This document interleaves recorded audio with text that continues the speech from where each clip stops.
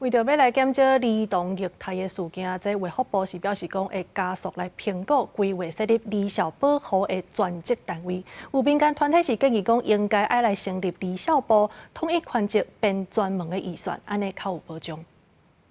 今时去卫兵看到有立行职员拖囡仔甚至诱开婴仔，互囡仔跋倒。民知影出这案件发生在高雄市高山，到一无偌久，这职员无交保原租金，有立行顶一摆并监是113年，迄时阵全部通过，即马发生虐待。民团指出，儿少保护宽节上分散，较有空旁。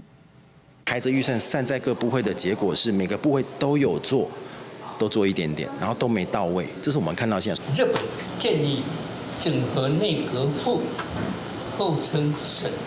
所管的儿童家庭有关的单位。专家指出，日本政府为2007年伫校生性建设儿童家庭厅，因为儿少成长伫人生当中真关键，爱投资资源，呼吁咱能成立专职单位儿少部，将学员本身落伫跨部会业务，有专门预算的优势，应直接挹注互儿少。按过学者认为，少数化甲家庭功能弱化，不是成立部会应该管。我不是主张扩编，我是主张说你有没有这个心来面对这个问题，有的话再